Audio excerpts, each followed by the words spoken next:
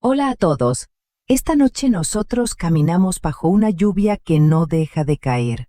El agua golpea los cristales del ventanal y cada gota suena como un reloj que marca el inicio de algo irreversible.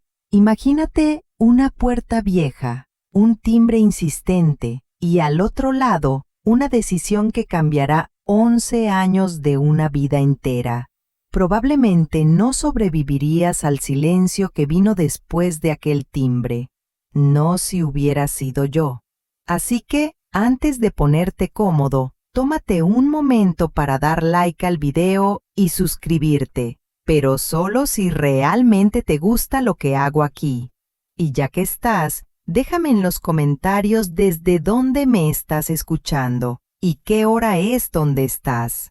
Ahora, apaga la luz, quizá enciende el ventilador para un murmullo suave y comencemos juntos nuestro viaje de esta noche. La primera vez que oí ese timbre fue un miércoles lluvioso de octubre. Eran casi las 8. Estaba preparando la cena, sopa de verduras, pan tostado, rutina tranquila, cuando la puerta vibró con aquel sonido corto y agudo.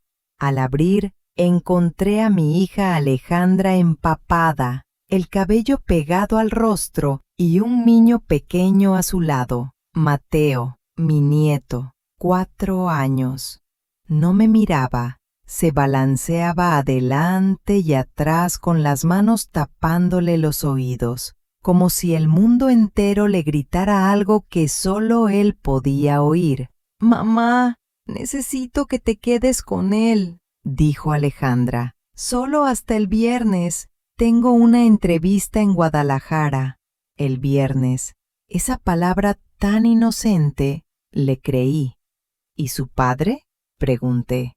«Desapareció hace 2 años, lo sabes. Por favor, mamá. Es mi oportunidad».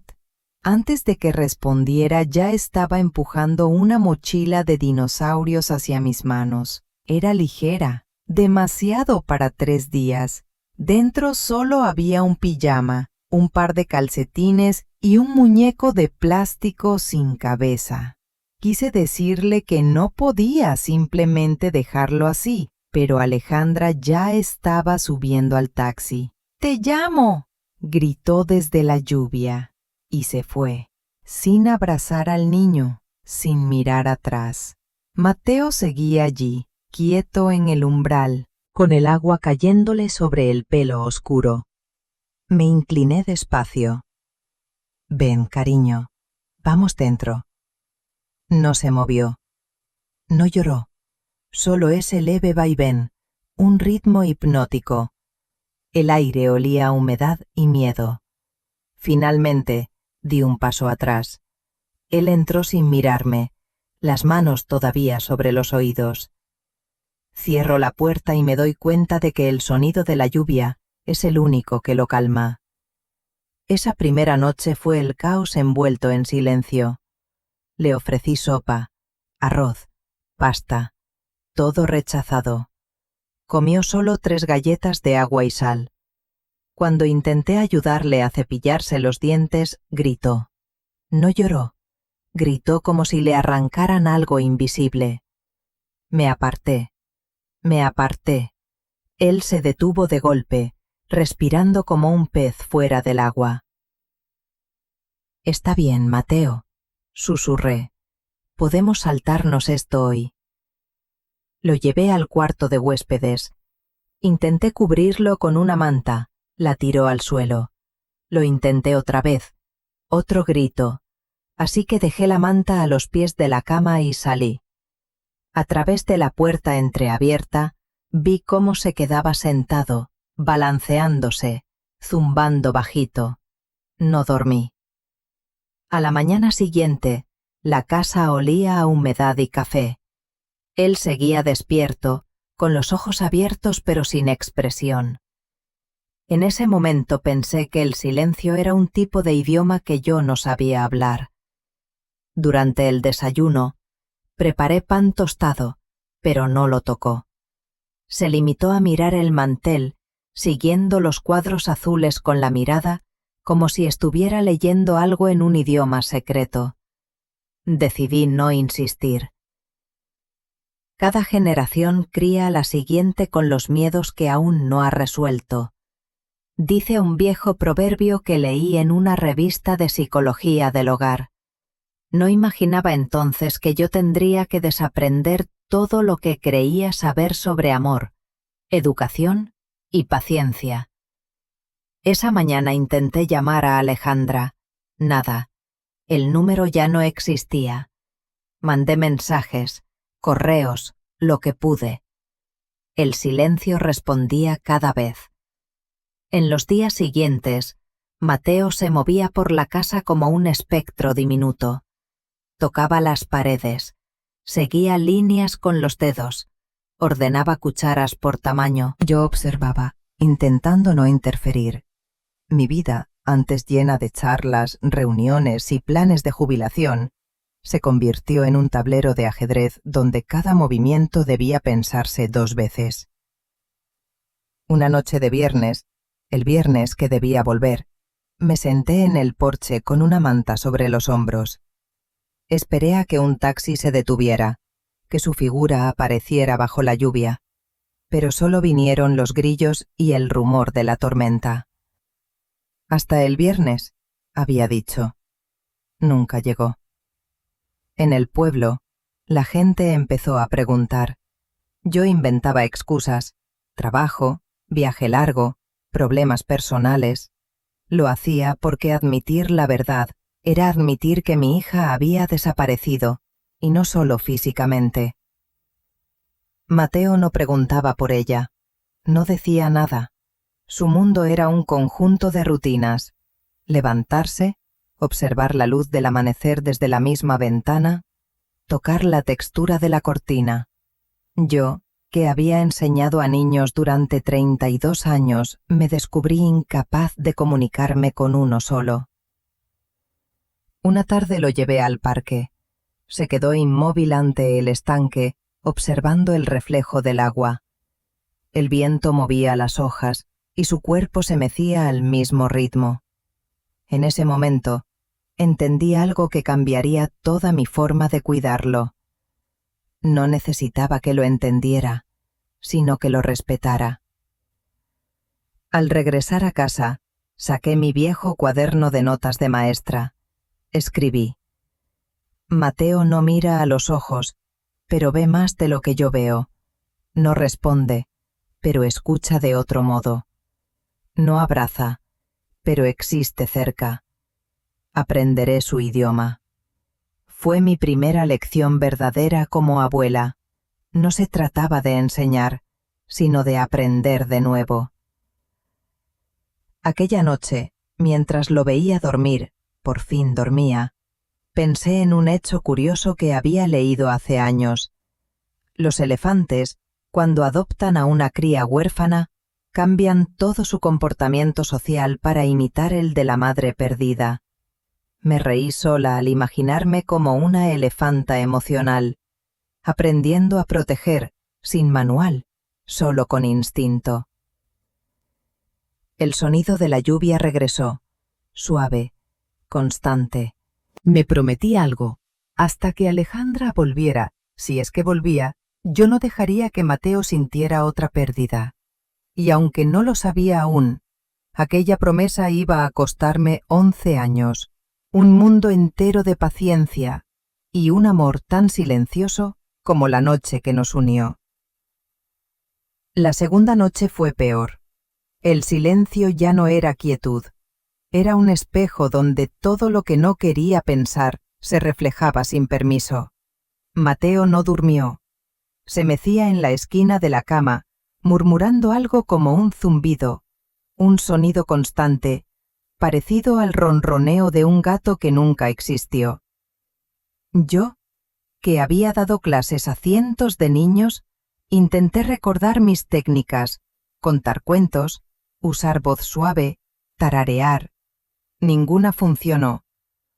Cuando apagué la luz, lloró sin lágrimas, como si el llanto fuera algo demasiado físico para su forma de sentir. A la mañana siguiente fui al pediatra. Llevaba a Mateo de la mano, aunque él no la sostenía. Solo la dejaba ahí, colgando entre los dos. En la sala de espera, los otros niños hojeaban revistas o jugaban con móviles. Mateo observaba el reloj de pared con fascinación matemática, como si calculara cuánto duraba cada segundo. «Autismo moderado», dijo el doctor finalmente sin rodeos. «Necesita rutinas, estabilidad, terapias. ¿Y usted? Paciencia». La palabra autismo se quedó suspendida en el aire. No era un diagnóstico, era una mudanza emocional a otro planeta. Esa noche, después de acostarlo, busqué en Internet. Autismo infantil, cómo ayudar, qué hacer cuando tu nieto no habla. Lo que encontré era confuso, contradictorio y, sobre todo, lleno de miedo. Algunos artículos decían que no hablaría nunca, otros que podía tener una inteligencia excepcional. Una frase se me quedó grabada: los niños autistas no viven en su mundo, viven en el mismo que nosotros, solo que con otras reglas. Así que comencé a observar. Me di cuenta de que Mateo comía solo si usaba su vaso azul, no otro, el azul. Si ponía el desayuno en el plato equivocado, no probaba bocado. Cambié el plato y comió. El truco era simple: no cambiar nada que funcionara. Un hecho curioso de la vejez es que la memoria empieza a funcionar como un archivo desordenado. Recordé que cuando era niña, las radios se ajustaban con una ruedecita. Si la movías 1 milímetro, la frecuencia se perdía. Mateo era como esa radio. Si encontraba la sintonía justa, todo sonaba bien. Si no, el ruido era insoportable. Empecé a tomar notas, igual que cuando preparaba mis clases. Día 1. Comió 3 galletas. Día 2. Aceptó pan con mantequilla. Día 5. Mira la ventana 5 minutos antes del desayuno. Esas pequeñas observaciones se convirtieron en mi nueva pedagogía. El humor, dicen los psicólogos, es un acto de supervivencia. Así que me prometí reír al menos una vez al día, aunque fuera por tonterías.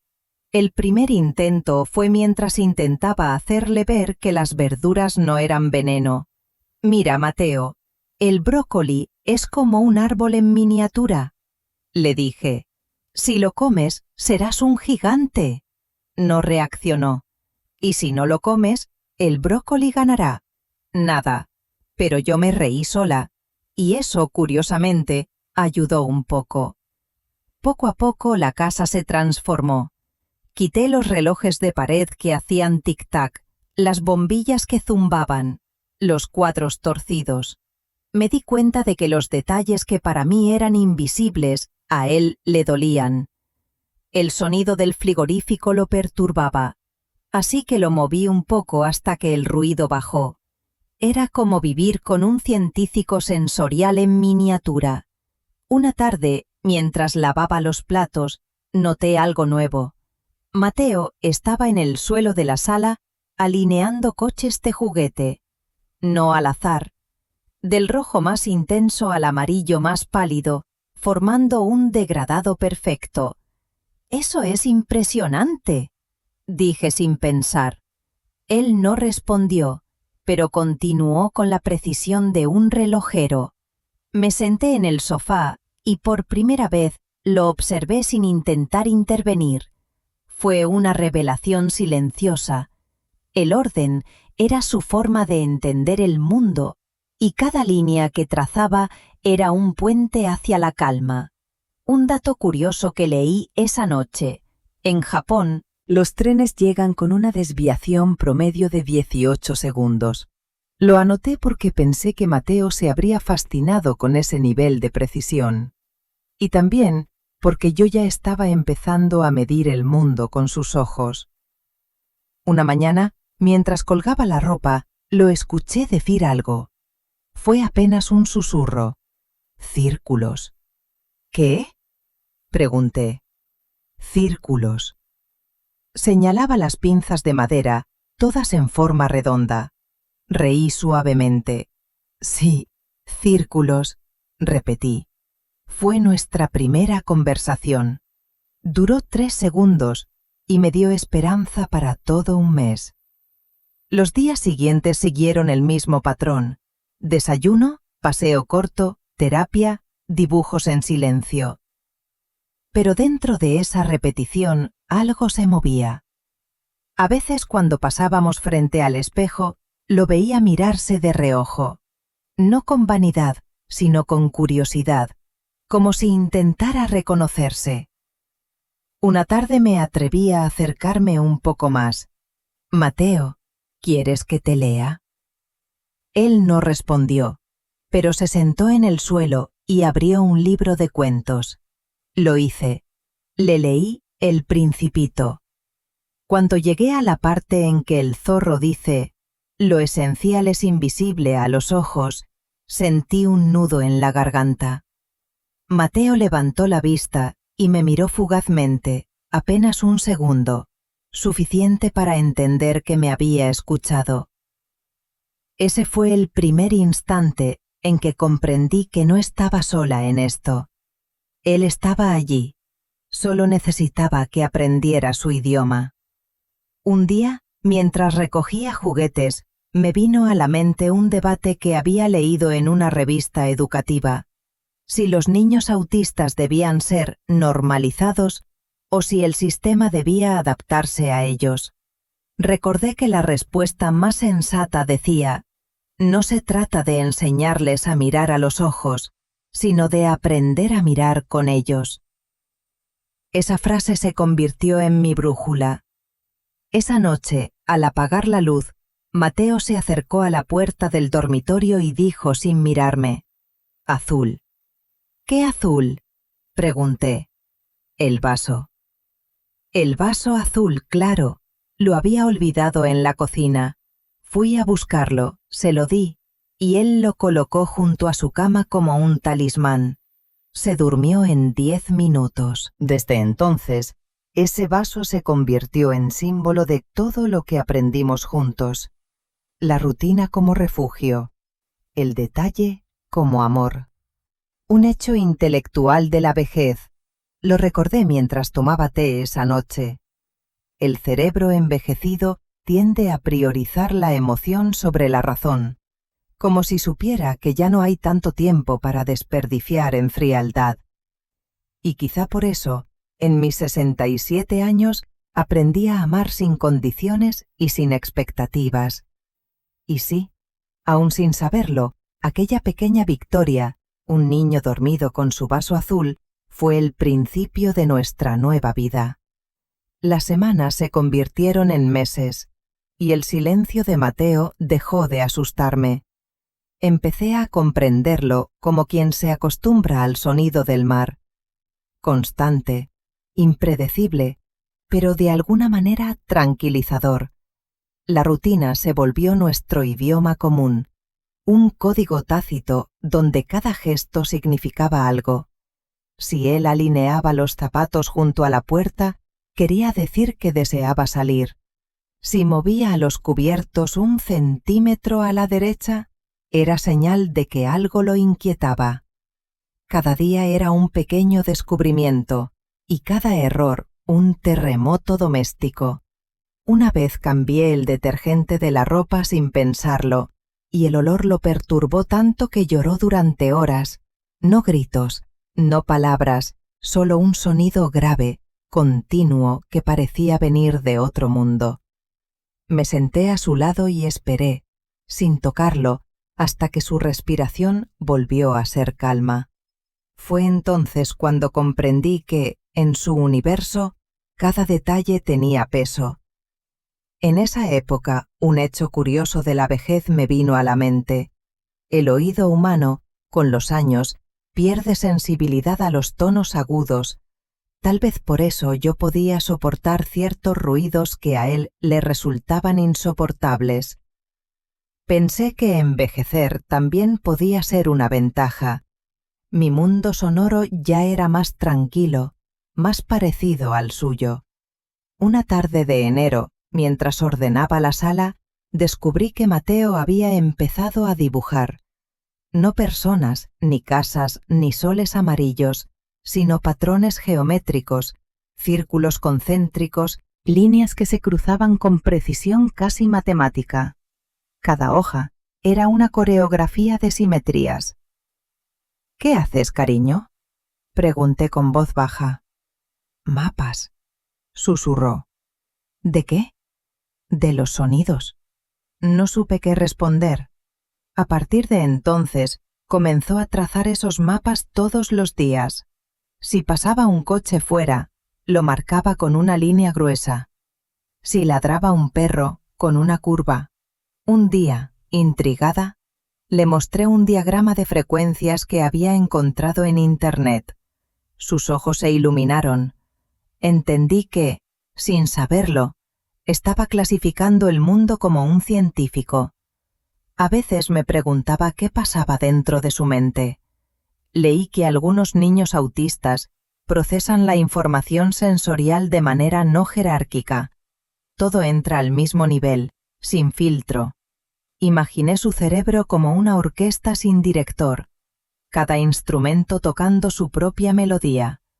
Pero, de algún modo, en él todo sonaba en armonía. En las tardes tranquilas, cuando el sol caía y el ventilador zumbaba, él se recostaba en el suelo, mirando las sombras de las persianas. Descubrí que el movimiento rítmico de la luz lo calmaba. Yo aprovechaba ese silencio para leer, aunque a menudo me quedaba mirándolo. «Somos lo que repetimos cada día», había dicho Aristóteles, y esa frase me acompañaba como un mantra. En la repetición encontraba consuelo, y en el orden de Mateo, una especie de poesía. Una noche, mientras tomaba té, recordé un dato lateral que leí en una revista científica. Los pulpos tienen más neuronas en sus tentáculos que en el cerebro, lo que significa que cada brazo piensa de forma independiente. Me hizo sonreír. Pensé que Mateo se parecía un poco a un pulpo. Su cuerpo y su mente trabajaban por separado, pero juntos creaban algo fascinante. El humor se había vuelto mi salvavidas. Cada vez que algo salía mal, y salía mal a menudo, me prometía encontrarle un ángulo divertido, como la vez que tiré sin querer uno de sus dibujos al cubo de reciclaje y tuve que rescatarlo fingiendo una misión de espionaje. «Operación Mapa Azul», la llamé. Mateo me observó con esa expresión neutra suya, pero cuando recuperé el papel y lo extendí ante él, dijo muy serio: «Éxito». No sonreí por fuera, pero por dentro bailé un vals. Con el tiempo, las rutinas dejaron de ser una cárcel y se convirtieron en melodía. Nos levantábamos a las 7, desayunábamos en silencio y salíamos a caminar. Siempre el mismo camino: la calle de los ficus, la tienda del pan, el parque. Si alguien nos veía pasar, pensaría que éramos dos figuras de un reloj suizo, siempre iguales, siempre puntuales. Un día, durante una de esas caminatas, Mateo se detuvo frente a una pared donde la pintura se estaba desconchando. «¿Eso no estaba ayer?», dijo. «¿Qué?». «Esa grieta». Me acerqué y, en efecto, una delgada línea se había abierto bajo la ventana. Él la tocó con el dedo como si leyera un mensaje secreto. «¿Qué dice?», pregunté con una sonrisa. «Que todo cambia, incluso si no lo ves». Me dejó sin palabras. Aquel comentario me recordó algo que había leído en un debate académico sobre neurodiversidad: que las personas autistas no carecen de empatía, sino que la expresan de manera diferente. Lo que él había dicho no era una frase poética, era una observación profunda sobre la impermanencia.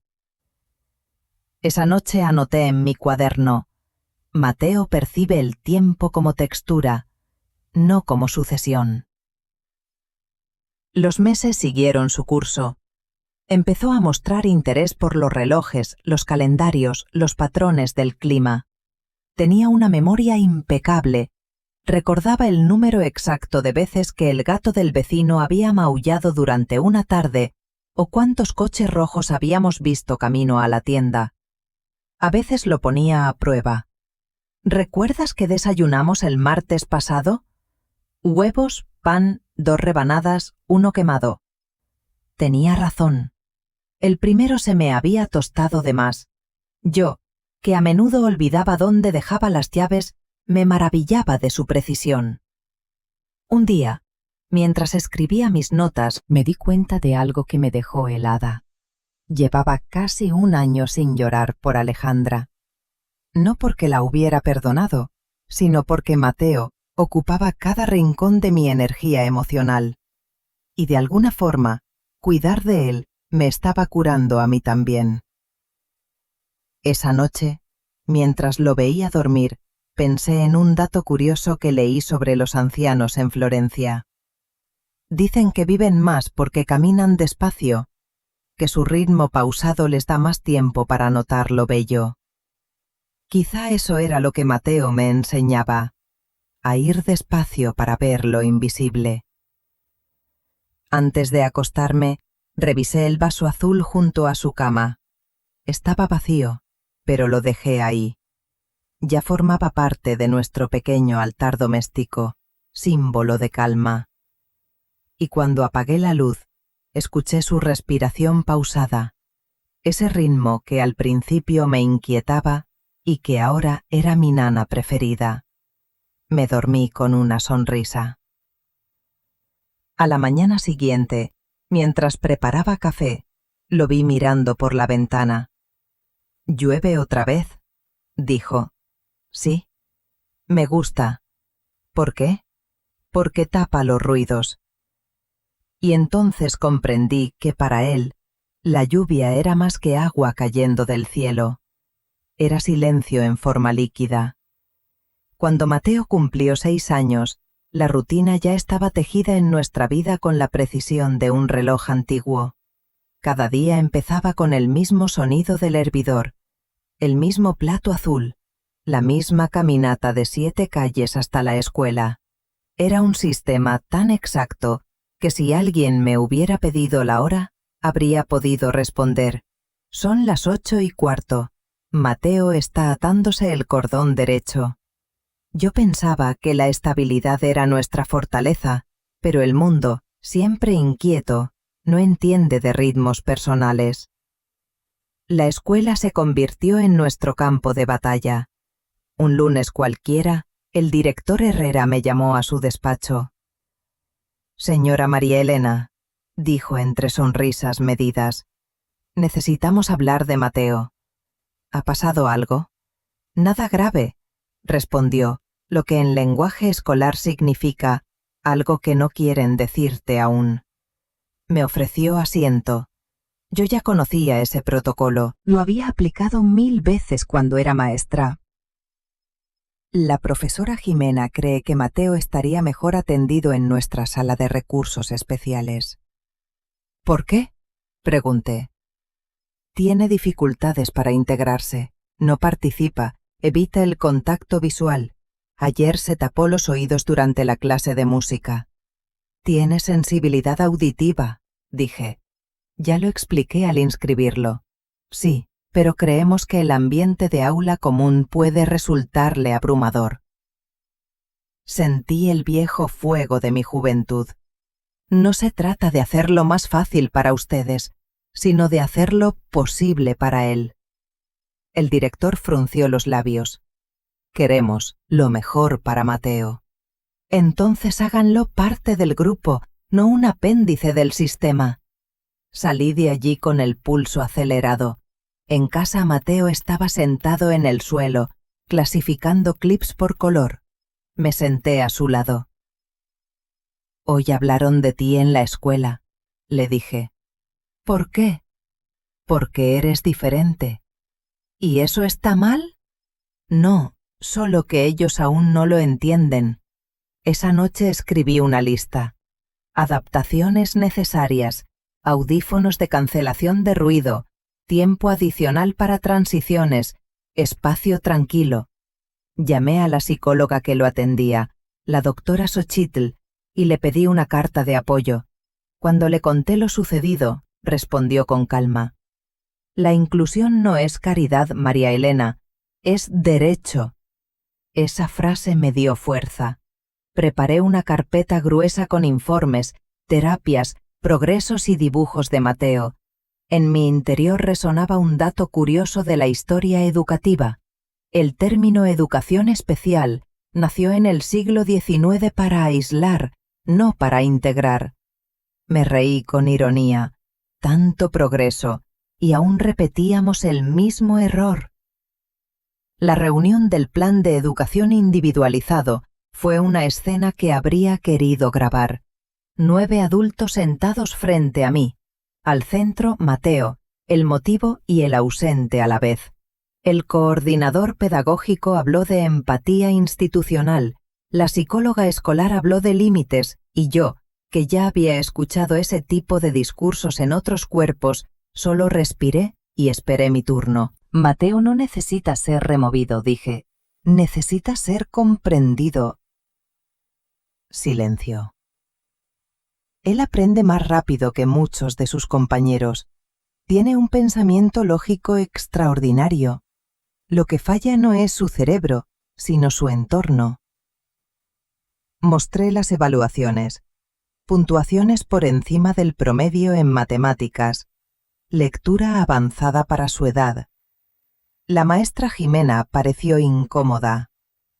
Sí, pero interrumpe cuando algo le parece incorrecto.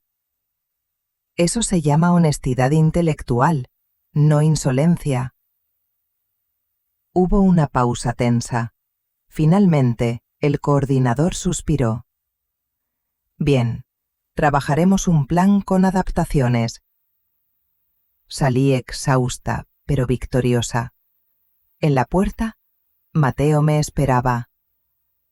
«¿Qué haces con esos papeles?», preguntó. «Organizo documentos para que la escuela no se olvide de lo que puedes hacer». «¿Puedo ayudar?».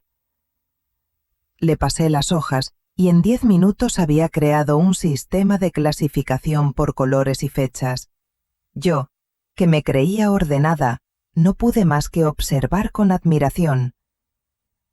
Aquella noche pensé en una frase que había leído en una publicación académica reciente. La inteligencia no se mide en lo que se adapta al promedio, sino en lo que redefine el promedio. Mateo no necesitaba que lo moldearan, sino que el mundo se moldeara un poco a él. A veces me preguntaban si no me cansaba. Claro que sí.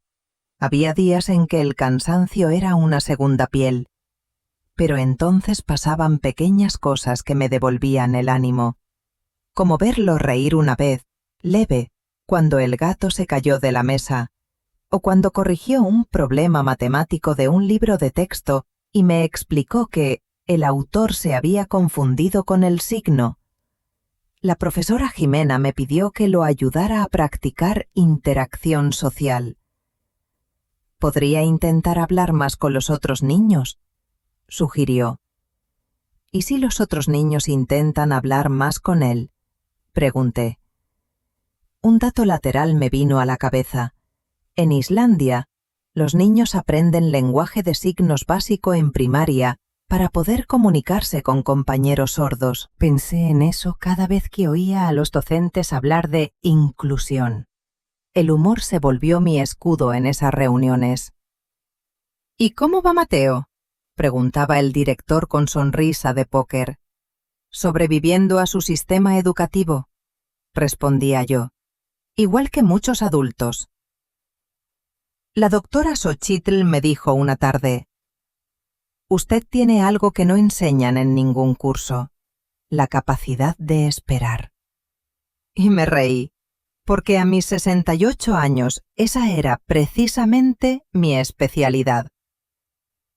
Con el tiempo, los demás empezaron a notar el cambio.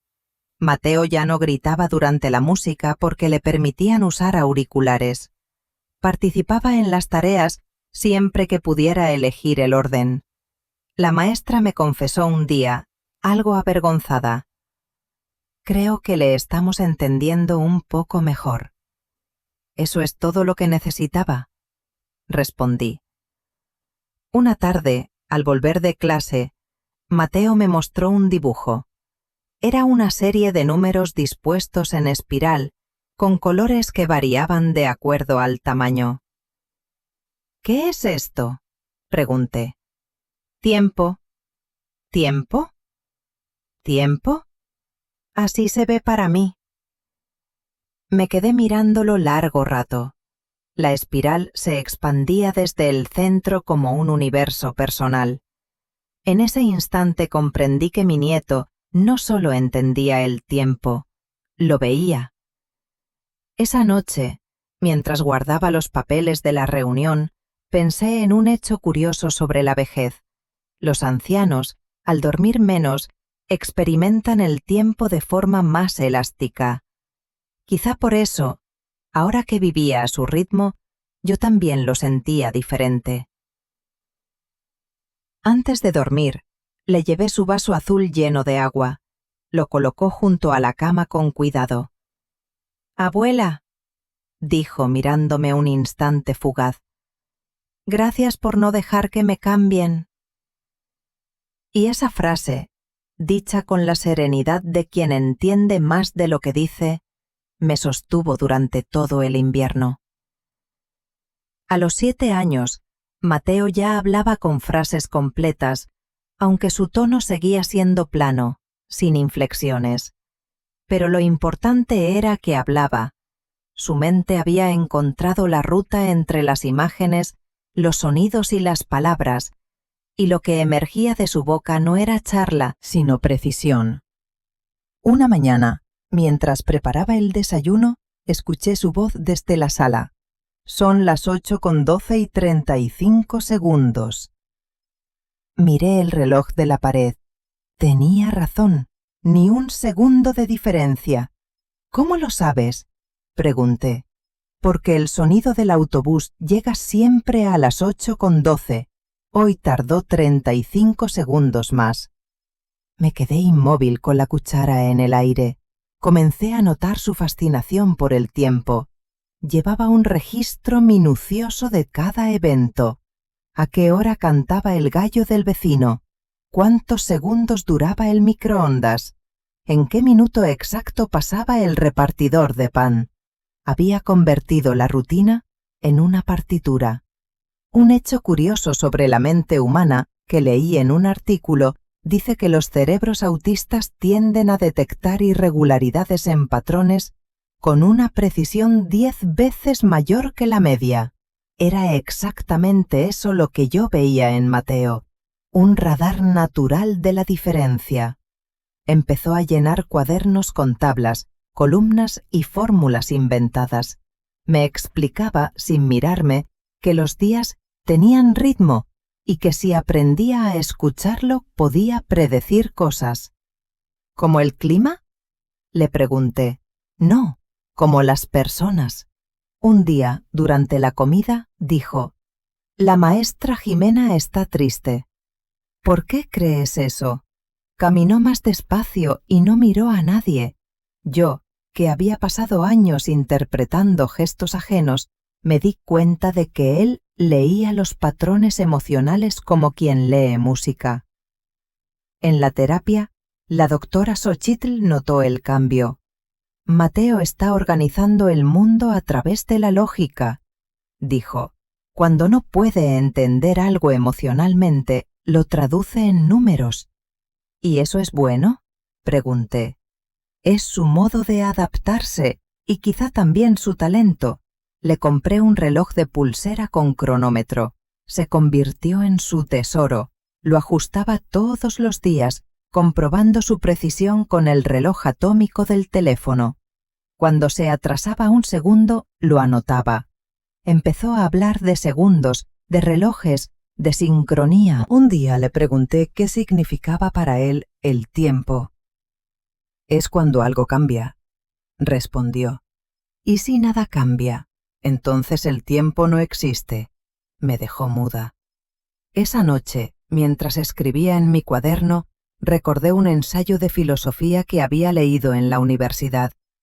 El tiempo no se mide por el movimiento de los astros, sino por la conciencia del cambio. Sin saberlo, mi nieto había llegado a la misma conclusión que San Agustín, pero a los 7 años.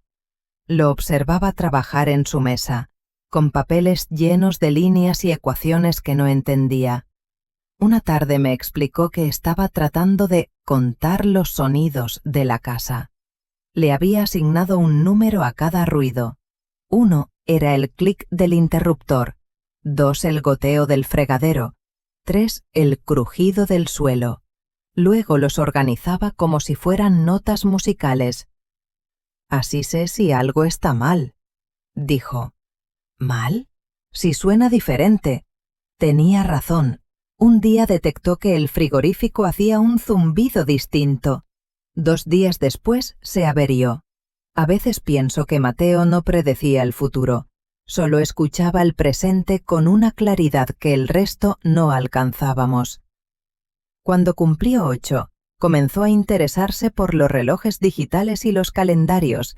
Quería entender los saltos de año bisiesto, los segundos intercalares, las diferencias entre zonas horarias. Le conté que cuando yo era joven, los relojes de cuerda se adelantaban o atrasaban un poco cada día. «Eso no tiene sentido», dijo. «Era normal».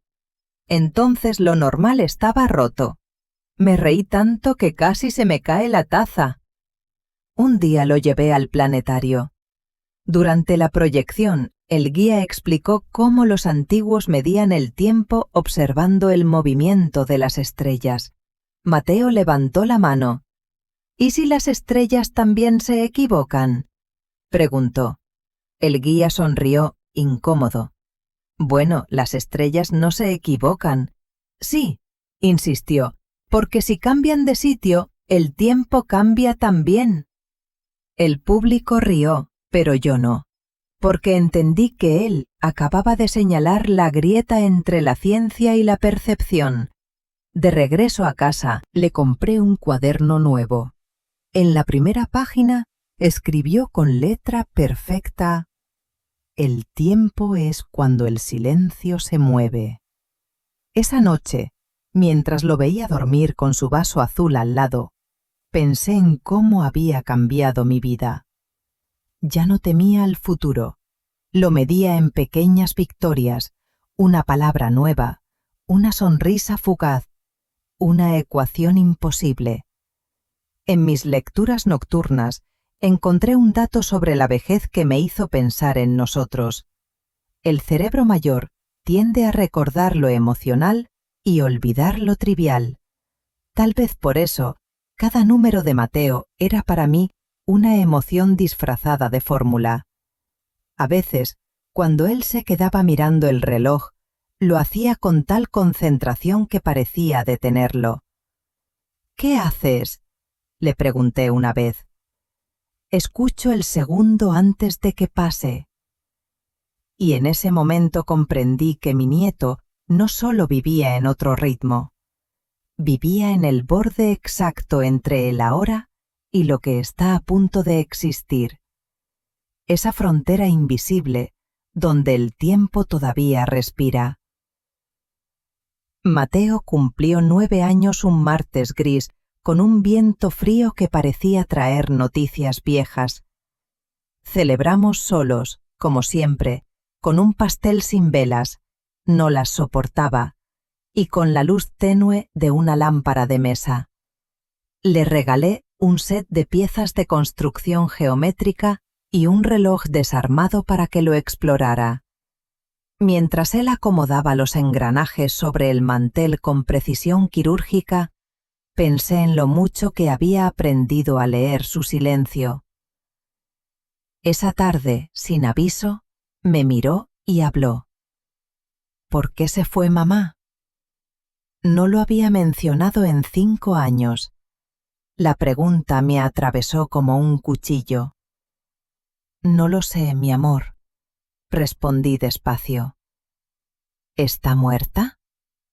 No, mentí, porque no tenía certeza de nada. Entonces, ¿por qué no vuelve? A veces las personas se van no porque dejen de amar, sino porque no saben cómo quedarse. Él frunció el ceño, midiendo mis palabras como si fueran una ecuación con variables. Eso no tiene sentido lógico. Lo sé, dije, pero es verdad. Guardó silencio, volvió al reloj y empezó a girar una pieza diminuta entre los dedos. Si no tiene sentido lógico, dijo por fin, no puedo arreglarlo. Y yo entendí que acababa de resumir la herida de toda una vida. Durante los días siguientes, su comportamiento cambió. Dejó de dibujar, comía menos, pasaba horas observando la lluvia. A veces me parecía que contaba las gotas. Llamé a la doctora Xochitl, preocupada. Es la primera vez que enfrenta la pérdida desde la conciencia, dijo. No intente distraerlo, acompáñelo. Así que me senté junto a él, en silencio, como él me había enseñado años atrás. La tristeza también podía tener ritmo, descubrí. Una noche, mientras veía un documental, escuché su voz detrás de mí. ¿Las mamás se pueden desprogramar? ¿Cómo dices? Como las máquinas, cuando dejan de funcionar, ¿pueden reiniciarse? Me quedé sin aliento. A veces, dije, pero solo si alguien las ayuda. ¿Tú la ayudarías? Sí, si pudiera. Entonces ella debería volver. Su lógica era tan pura que dolía. Los días siguientes volvió a escribir en sus cuadernos, pero ya no eran patrones de sonido o tiempo, eran listas. Cosas que hacen que la gente se quede. 1. Escuchar. 2. No gritar. 3. Cumplir promesas. 4. Recordar los cumpleaños. 5. No olvidar el vaso azul. Lo leí mientras él dormía y lloré en silencio. Un hecho curioso sobre el cerebro envejecido me vino a la mente. A medida que perdemos memoria episódica, recordamos con más fuerza las emociones asociadas a los hechos. Por eso, aunque no siempre recuerdo las fechas, recuerdo exactamente el nudo en la garganta que me dejó esa lista. Una mañana de domingo, lo encontré en el jardín midiendo con una regla el crecimiento de una planta de menta. Crece menos cuando llueve, me dijo, porque el sol le da fuerza. No, respondió, porque el agua la obliga a pensar en sobrevivir. Esa frase me acompañó todo el día. Pensé que, en el fondo, él hablaba de sí mismo. A las pocas semanas volvió a la normalidad, pero con una mirada nueva, más atenta, más reflexiva. En clase, la maestra me comentó que escribía pequeñas historias matemáticas.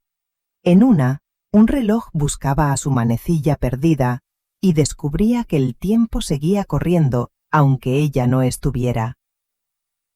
Le pregunté si la había escrito por su madre. No, respondió, por ti. ¿Por mí? Porque tú también sigues aunque falten cosas. Tuve que salir al patio para que no me viera llorar. Empecé a notar que su mente se expandía en direcciones nuevas. Se interesó por la programación. pasaba horas en la computadora vieja del escritorio aprendiendo a codificar con tutoriales de Internet. Cuando le pregunté qué hacía, respondió: «Le enseño al ordenador a decir la verdad». No entendí del todo, pero lo dejé. Una tarde, después de cenar, me mostró una ventana con líneas de código. «Mira», dijo, «si escribes una historia falsa, la máquina lo sabe». «¿Cómo lo sabe?» «Porque las mentiras no tienen ritmo». Reí suavemente, sin entender la mitad, pero intuyendo algo grande. Esa noche, mientras lo veía dormir, recordé un hecho histórico. En la antigua Grecia, el mito de Aletheia, la verdad, significaba lo que no está oculto. Pensé en eso mientras el sonido de la lluvia golpeaba el techo.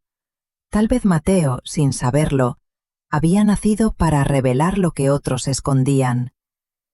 Unas semanas después, al cerrar su computadora, me dijo con naturalidad: «Cuando sea grande, voy a construir una máquina que sepa cuándo la gente miente». «¿Y para qué serviría eso?», pregunté. «Para que nadie se sienta abandonado sin saber por qué».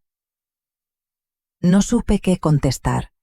Me limité a acariciarle el cabello, esta vez me lo permitió, y a pensar que quizá estaba mirando el futuro en forma de niño. Antes de dormir, anoté en mi cuaderno: «El dolor se convierte en propósito cuando alguien lo entiende». Esa noche soñé con Alejandra por primera vez en años. Venía caminando bajo la lluvia, empapada, igual que el primer día. Solo que esta vez no dejaba a Mateo en la puerta. Venía por nosotros. Cuando desperté, el vaso azul seguía en su lugar, lleno hasta la mitad. Y el reloj de la cocina marcaba las 8:12:35. Justo el tiempo en que todo había comenzado. A los 11 años, Mateo ya no necesitaba explicaciones, las encontraba solo. Su curiosidad había dejado de ser infantil y se había vuelto metódica, como si el mundo fuera una máquina que él debía desarmar y volver a ensamblar hasta entenderla. Una tarde cualquiera, mientras yo preparaba sopa, lo vi pegado a la ventana con su cuaderno. No dibujaba relojes ni círculos, estaba registrando los truenos. «¿Qué haces?», pregunté. «Contando el tiempo entre el relámpago y el trueno», dijo sin apartar la vista. «Así sé cuán lejos está la tormenta». «¿Y para qué quieres saberlo?». «Porque todo lo que da miedo se vuelve menos si puedes medirlo». Me quedé callada. Su respuesta era tan simple como perfecta. Desde ese día se propuso medir todo: el número de pasos desde la casa hasta la tienda, el tiempo que tardaban las sombras en moverse sobre el suelo, las veces que un vecino abría la puerta del auto. Pero lo hacía sin obsesión, más bien con devoción, como un científico que encuentra belleza en la repetición. En las noches programaba. Su computadora vieja era su laboratorio. No necesitaba juegos ni amigos imaginarios. Tenía algoritmos. Descubrí que había creado una especie de programa que analizaba patrones de texto. Me explicó que podía detectar incoherencias en frases, diferencias sutiles en la forma en que las personas escribían cuando mentían o estaban nerviosas. «¿Cómo sabes eso?», pregunté. «Porque las palabras también tienen ritmo, como los sonidos. Si rompes el patrón, la verdad se cae».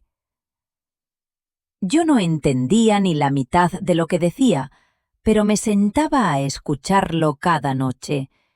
Era nuestro ritual. Un dato curioso que leí en un artículo sobre neurociencia decía que el cerebro autista tiene una conectividad más fuerte entre las áreas que procesan los sentidos y las que analizan patrones.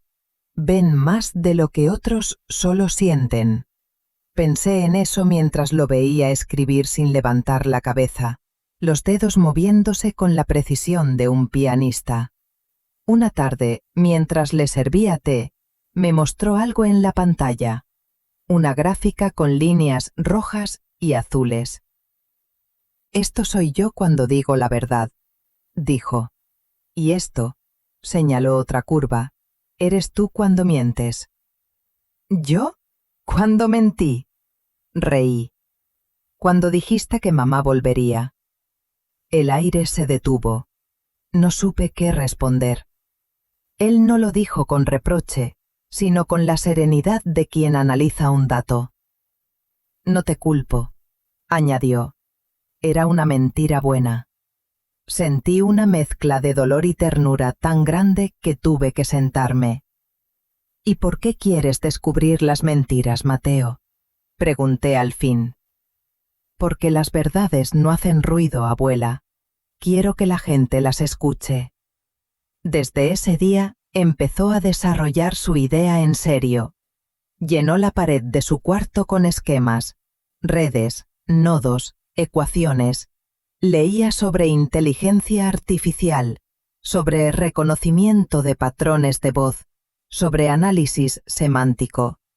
Todo lo aprendía solo, con paciencia infinita.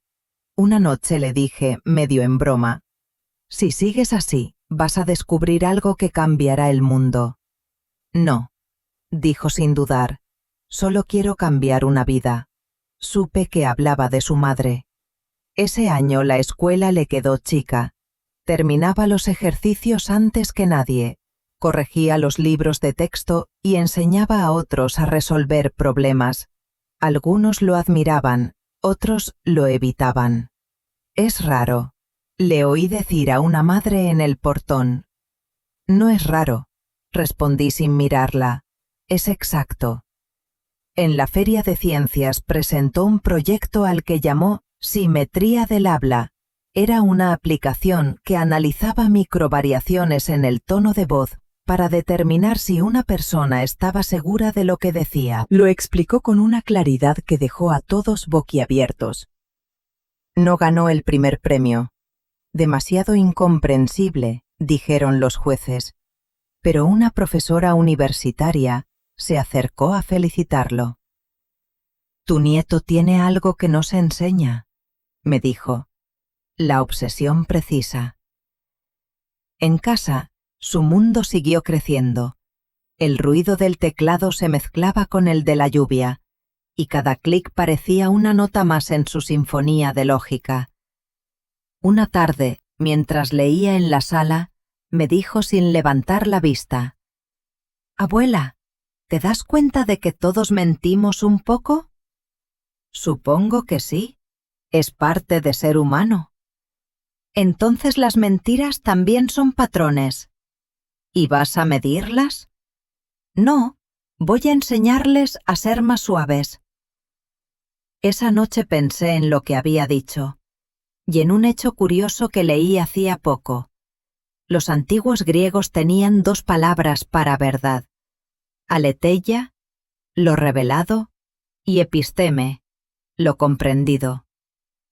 Quizás Mateo no buscaba la verdad para exponerla, sino para entenderla. En diciembre de ese año, durante una visita de la psicóloga, Mateo le mostró su programa.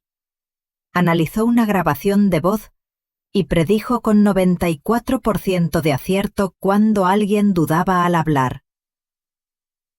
«Esto podría tener aplicaciones en justicia, en psicología, en todo», dijo la doctora impresionada. «No quiero usarlo así», interrumpió él. «Quiero que sirva para que la gente sepa cuándo los otros sienten miedo». La doctora lo miró sorprendida. «¿Por qué miedo?» «Porque las mentiras más grandes nacen del miedo». Aquella frase me acompañó semanas enteras. Un día, al verlo dormido con la cabeza sobre el teclado, supe que algo profundo estaba ocurriendo. No era solo un niño brillante, era alguien construyendo un puente entre el silencio y el lenguaje, entre el miedo y la claridad. Una noche lluviosa, como la del día en que llegó a mi puerta, bajé a su habitación con una taza de leche. Lo encontré mirando por la ventana, atento al agua que golpeaba el vidrio. «¿Qué ves, Mateo?», pregunté. «Patrones», respondió. «La lluvia también dice la verdad». «¿Qué verdad?». Que todo cae al mismo ritmo cuando dejas de resistirte. Me quedé junto a él largo rato. El sonido del agua llenaba la casa, y pensé que quizás era cierto, que vivir también era una forma de dejarse caer con ritmo. Apagué la luz, y antes de irme, él murmuró: «Abuela, cuando termine esto, te voy a enseñar cómo suena la verdad». Y por primera vez supe que hablaba de algo mucho más grande que un programa de computadora. Cuando Mateo cumplió 12 años, el mundo dejó de ser suficiente para él. No porque le aburriera, sino porque ya lo había comprendido todo a su manera. Lo que los demás veían como caos, él lo veía como un código en movimiento. A veces me decía cosas que sonaban como poesía disfrazada de ciencia. «Abuela, los errores son solo patrones esperando ser entendidos». Ese verano, mientras otros niños jugaban en la calle, él se encerró en su habitación con la vieja laptop que había usado yo para preparar mis clases. La abría al amanecer y solo salía para comer o ir al baño. Desde el pasillo se oía el clic del teclado como una lluvia mecánica. «¿Qué estás haciendo, Mateo?», le pregunté una tarde. «Aprendiendo un idioma nuevo». «¿Inglés?». «No, uno que las máquinas entienden». Me reí creyendo que bromeaba, pero cuando me enseñó la pantalla, llena de líneas y símbolos que parecían jeroglíficos, comprendí que hablaba en serio. Python, lo llamó, un lenguaje que, según él, podía convertir pensamientos en acciones. Yo, que toda la vida había enseñado gramática, pensé que aquello era una forma moderna de sintaxis. Una frase bien escrita, me dije, también puede mover el mundo. Durante semanas lo observé crear cosas que no entendía. Pequeños programas que clasificaban archivos, detectaban duplicados o avisaban si alguien modificaba un documento. Yo solo veía texto, pero él veía estructura. «Todo tiene lógica», decía, «hasta las mentiras». Un día me llamó emocionado. «Mira, abuela, esto detecta si un archivo fue alterado». Abrió un documento, lo guardó, luego cambió una palabra y lo volvió a ejecutar. En la pantalla aparecieron 2 cadenas de números completamente distintas. «Son firmas digitales», explicó. «Si cambian, es porque alguien modificó algo». Me quedé mirándolo, sin saber si abrazarlo o pedirle que bajara el volumen de la genialidad. «¿Y para qué sirve?», pregunté. «Para proteger la verdad». Esa frase se me grabó como un eco. Aquel año lo inscribí en un curso online de jóvenes programadores. Duró apenas 3 semanas. Lo expulsaron porque había hackeado el sistema.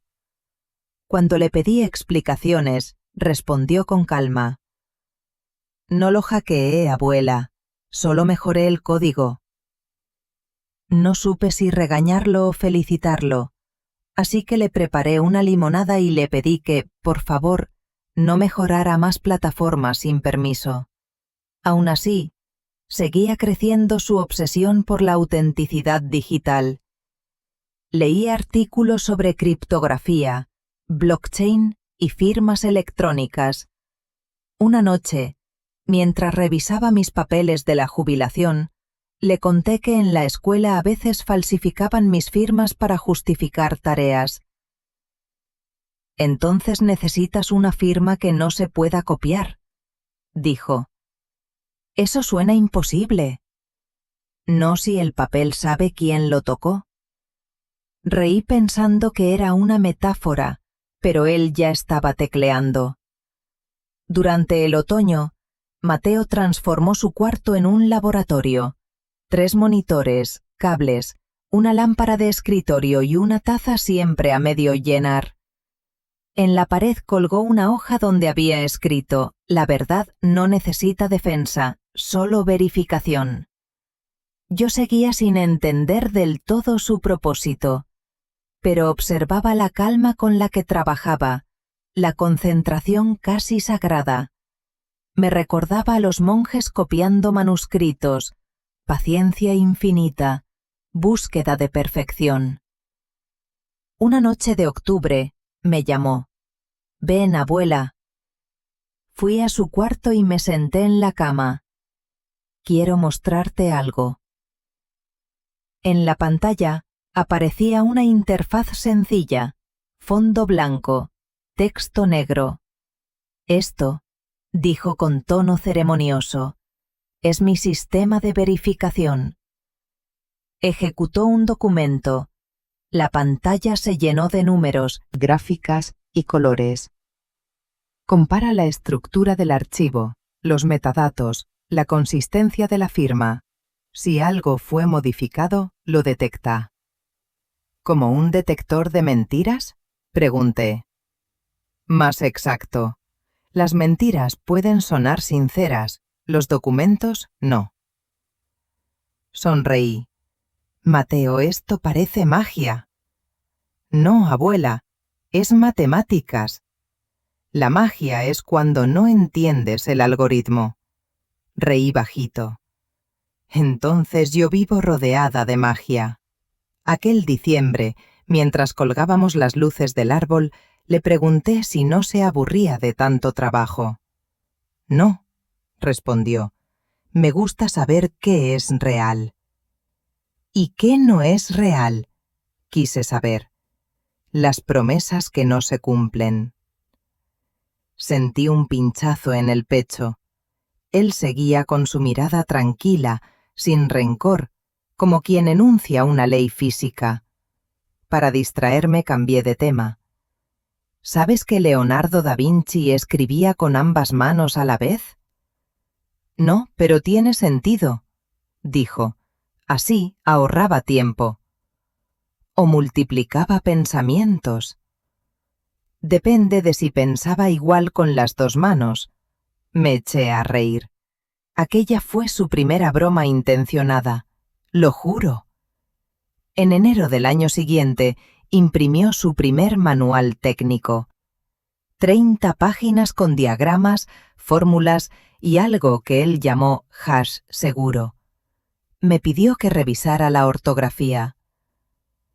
No entiendo ni el título, le dije, pero las tildes están perfectas. Lo presentó a un pequeño concurso juvenil de innovación digital. No ganó. Le dieron una mención honorífica por originalidad sin aplicación práctica. Cuando se lo conté, solo encogió los hombros. A veces las cosas verdaderas tardan en ser útiles. Esa frase, pensada como consuelo, resultó profética. Esa primavera, Mateo empezó a registrar todo lo que hacíamos. Guardaba recibos, fotos, notas, horarios, incluso mis listas del supermercado. ¿Para qué guardas eso?, pregunté. Para saber qué pasó de verdad. ¿Y si no importa? Todo importa, dijo sin dudar, porque la memoria también miente. Ahí lo comprendí. Él no estaba construyendo una máquina de datos. Estaba construyendo su propio antídoto contra el olvido, contra la traición de la memoria humana. Y en secreto, también el mío. Una noche, mientras tomábamos té, me contó un dato curioso.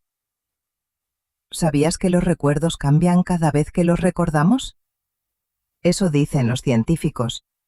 Por eso los documentos son más fieles que las personas.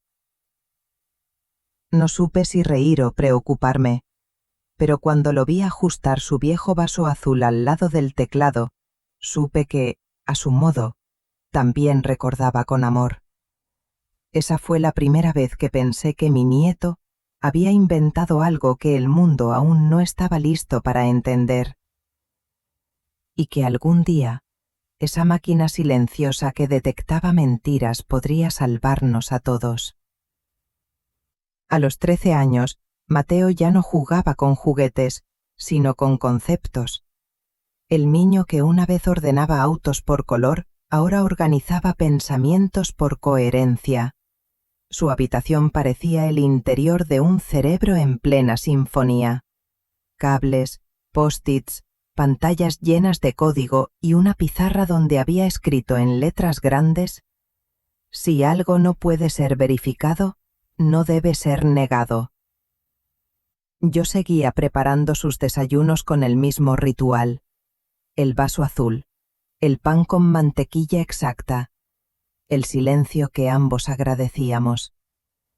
Pero en esos silencios, algo se estaba gestando, algo más grande que los dos. Una tarde, me pidió que me sentara frente a la computadora. «Quiero probar una cosa», dijo con tono de científico antes de un experimento. «¿Qué cosa?» «Un prototipo nuevo». En la pantalla había una ventana de texto con una sola línea. «Escribe algo que creas verdadero». Pensé un momento y escribí: «Amo a mi nieto». El programa analizó la frase durante unos segundos y luego apareció un mensaje: «Nivel de coherencia 100%. Mateo asintió satisfecho. «¿Funciona?» «¿Qué significa eso?», pregunté. «Que tu frase no tiene contradicciones. Las mentiras siempre tienen una vibración distinta». ¿Vibración? Sí, explicó. Cuando alguien miente, cambia el ritmo entre las palabras, como si el cerebro y la boca no fueran del todo amigos. ¿Y qué vas a hacer con eso? Todavía no lo sé, dijo sin apartar la vista del código. Pero quiero que sirva para que la gente vuelva a confiar en lo que oye. Me quedé en silencio observando cómo sus dedos bailaban sobre el teclado. Recordé un hecho curioso sobre el lenguaje. Los humanos somos la única especie que puede mentir con palabras, pero también la única que puede llorar por haberlo hecho. El proyecto creció. Llamó a su programa Vera, de veritas, verdad, y comenzó a conectarlo con grabaciones de voz, mensajes y textos. La máquina aprendía. Yo solo entendía lo básico, que cuanto más la alimentaba, más exacta se volvía. Una tarde lo encontré frustrado, golpeando el teclado con rabia contenida. «¿Qué pasa, Mateo?» «Vera dice que tú mientes a veces». «¿Yo? ¿Cuándo?» «Cuando dices que estás bien». Me quedé callada. «Es que no quiero preocuparte. Pero si lo niegas, el sistema se confunde». Esa noche no pude dormir. Pensé que su búsqueda de la verdad podía terminar haciéndolo daño, que la exactitud absoluta era un tipo de soledad. Al día siguiente le preparé chocolate caliente y le dije: «Mateo, la verdad no siempre se puede medir». «¿Por qué no?» «Porque hay verdades que cambian con el tiempo». «Entonces no son verdad». «No», dije con una sonrisa triste, «son humanas». Esa conversación fue el comienzo de algo nuevo. Empezó a escribir un diario, no en papel, sino dentro de Vera, donde registraba pensamientos, emociones, dudas. Lo llamaba el archivo honesto. Una noche me pidió permiso para analizar mis cartas antiguas, las que guardaba de su madre. Dudé, pero accedí. Pasó horas procesándolas y al final vino a mí con una expresión que no supe leer. «Abuela», dijo, «mamá no mentía cuando escribió que me amaba». Me quedé helada.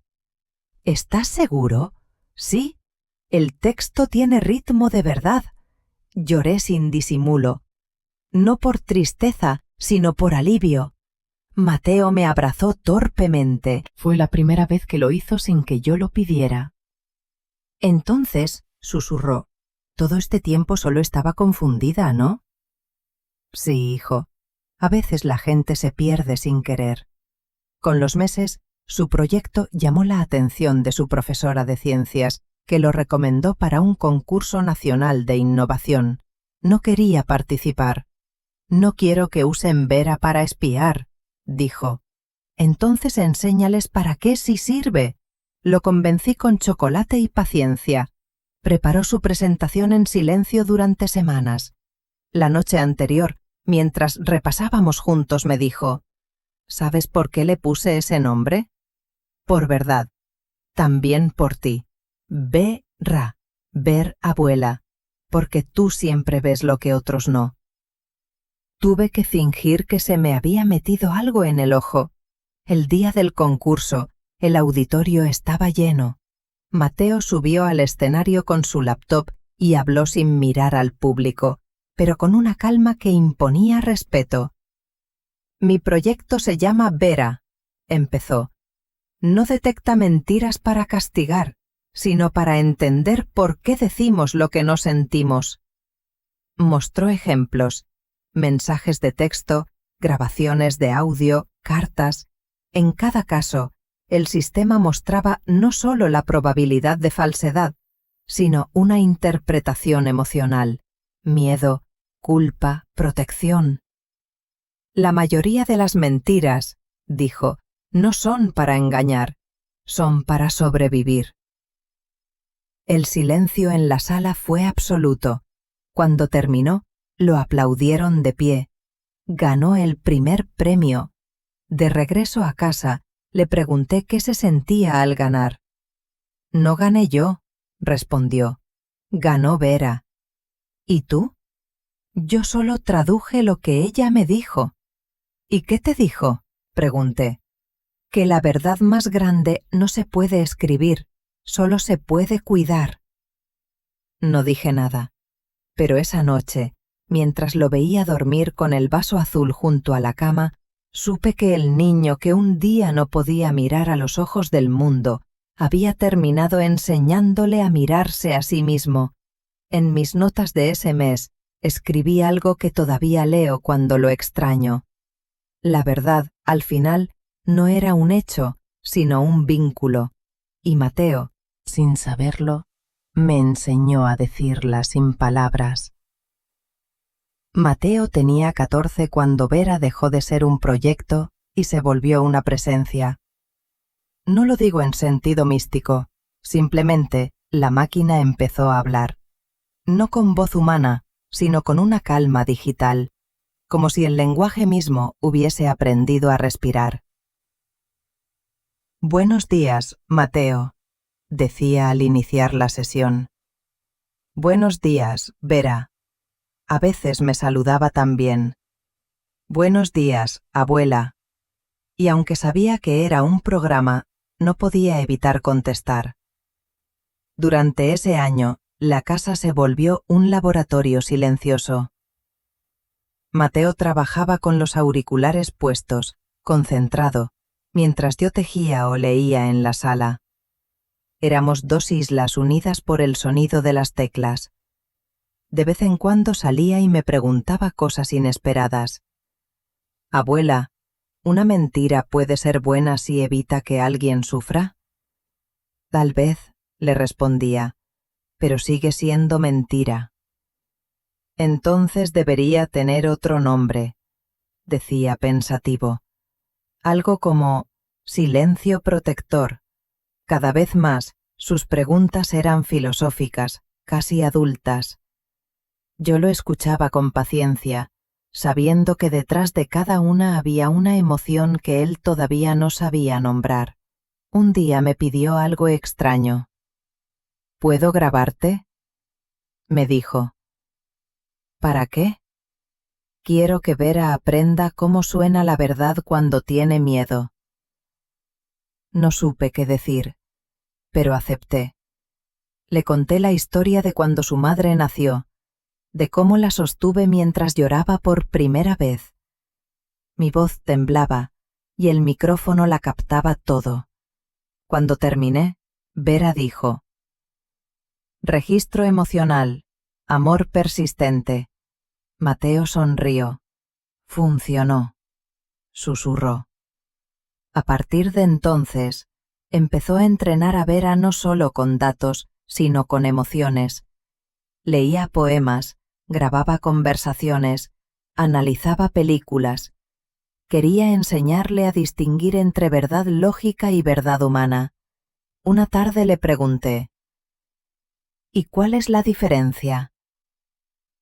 La lógica se puede probar, dijo. La humana se puede sentir.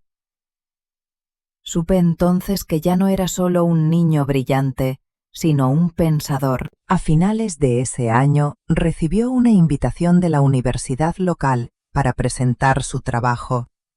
Tenía 14, pero hablaba como si hubiera vivido 100.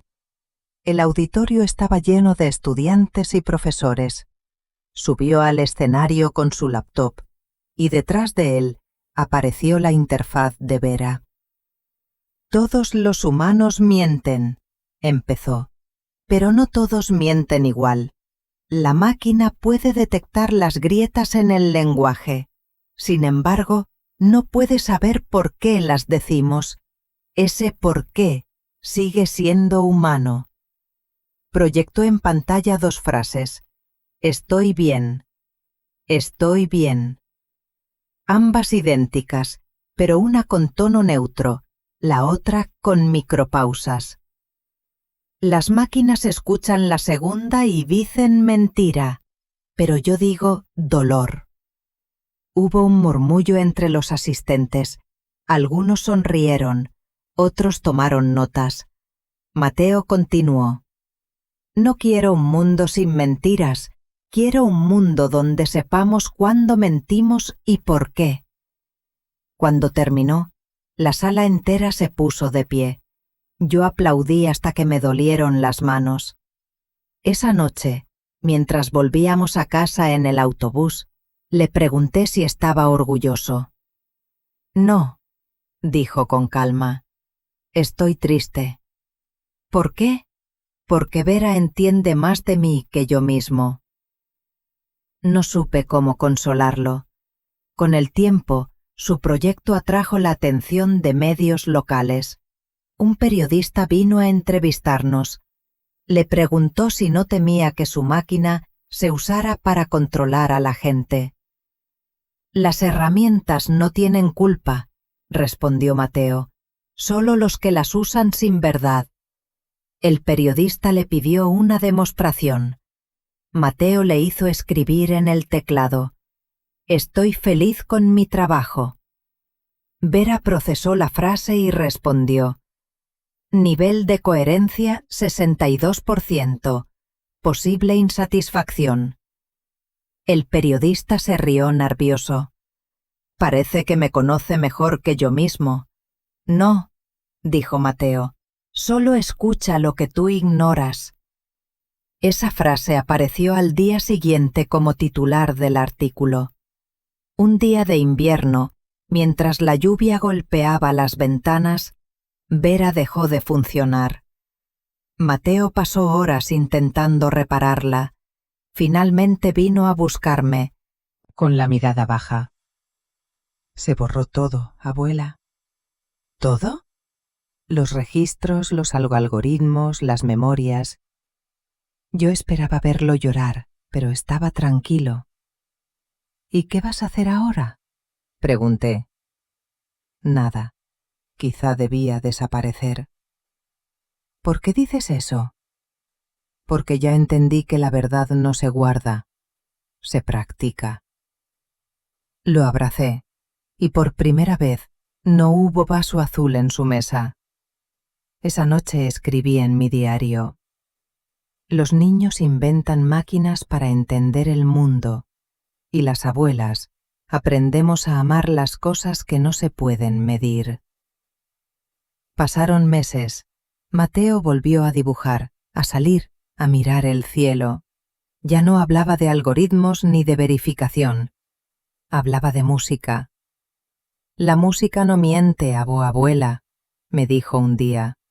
Es solo ritmo, como el corazón. Y cuando tocó por primera vez una melodía en el piano viejo del salón, supe que el ciclo se había cerrado, porque la verdad, al final, no era su código, era ese sonido, pequeño, imperfecto, pero vivo.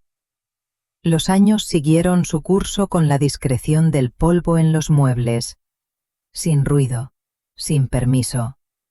Mateo creció, y yo envejecí un poco más, aunque con él cerca el tiempo parecía diluirse. Había cumplido 16 cuando una mañana me dijo que quería ir solo a la ciudad. ¿Para qué?, pregunté intentando disimular mi ansiedad. Para ver cómo suena el mundo sin ti, respondió, con esa franqueza que siempre me desarmaba. No insistí. Preparé su mochila, metí un bocadillo envuelto en papel y el vaso azul, por si acaso. Me dio un beso torpe en la mejilla y salió.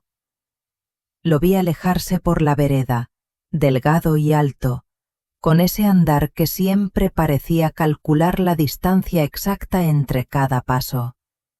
Volvió al anochecer, empapado por la llovizna. ¿Cómo suena el mundo?, le pregunté. Demasiado rápido, dijo sonriendo apenas, pero creo que puedo adaptarme. Esa fue la primera vez que comprendí que mi tarea estaba casi cumplida. Las rutinas siguieron: el desayuno a las 7, el paseo, la lectura compartida.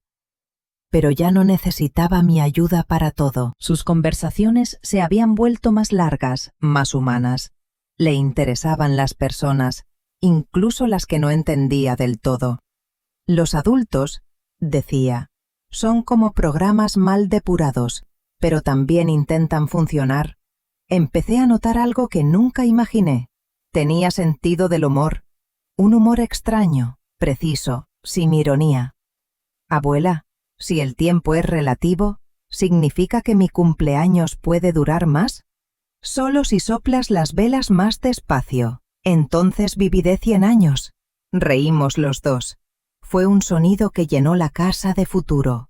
Una tarde de abril, al volver del instituto, me dijo que lo habían invitado a dar una charla. ¿Sobre qué? Sobre verdad y lenguaje.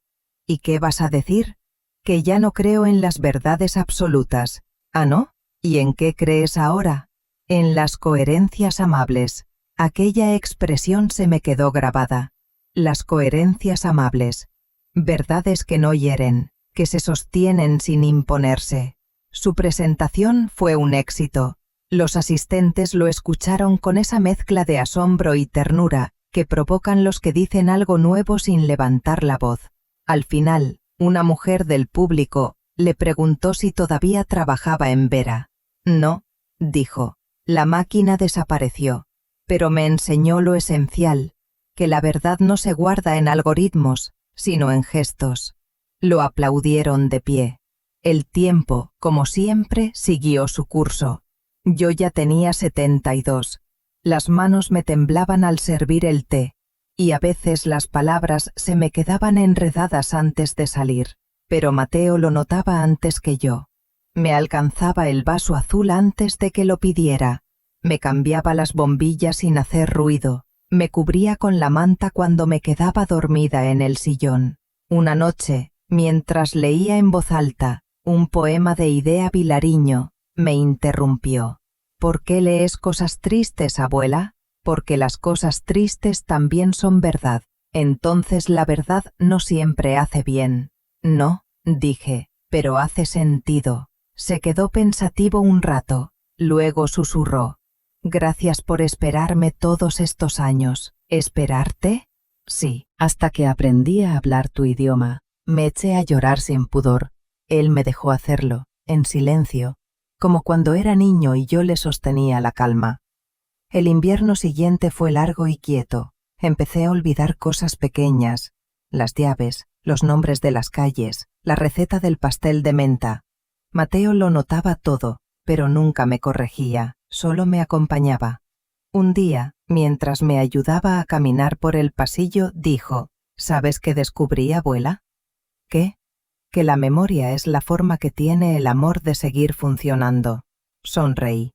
«Entonces prometo no olvidarte». «No puedes», dijo. «Ya estoy dentro de tu algoritmo». La última vez que escribió en su cuaderno lo hizo sentado junto a mi cama, cuando el médico le dijo que debía descansar más. Lo observé mover el lápiz con la misma precisión de siempre. «¿Qué anotas?», pregunté. «Tu frecuencia». «¿Mi qué?» «Tu respiración. Tiene un ritmo de 4 segundos, 1 para el aire que entra, 3 para el que sale». «¿Y eso qué significa?» «Que todavía estás aquí». Me reí. «¿Y si dejo de respirar? Entonces el tiempo se detendrá un rato, solo un rato». Pasaron los meses. El verano llegó con su olor a pan tostado y tierra caliente. Mateo ya tenía 17. Una mañana, mientras tomábamos té, me dijo: «He decidido qué quiero hacer con Vera». «¿Otra vez?» «Sí, pero distinto. No será una máquina, será una escuela». «¿Una escuela?» «Para enseñar a escuchar, no a responder». Asentí. «Entonces por fin vas a ser maestro». «No», corrigió. «Solo voy a devolver lo que tú me diste: silencio y tiempo». Esa noche escribí mi última nota en el cuaderno. El niño que no hablaba me enseñó todos los lenguajes. La verdad no era un dato, ni una palabra, ni una máquina. Era el latido entre 2 silencios. Mateo guardó el cuaderno en una caja junto al vaso azul. «Por si un día olvido», dijo. «¿Olvidas qué?» «Que aprendí a amar gracias a ti». A veces, cuando cierro los ojos, escucho todavía su voz adolescente, pausada, precisa, diciendo lo que siempre supo desde el principio. La verdad no hace ruido, solo respira. Y entonces, en ese silencio, sé que seguimos vivos. El tiempo, como siempre, siguió haciendo su trabajo. Pasaron los inviernos, los relojes, las estaciones. Y un día, cuando el calendario ya no me pertenecía, Mateo creció del todo. Tenía 22 años cuando volvió a la casa vacía donde habíamos vivido.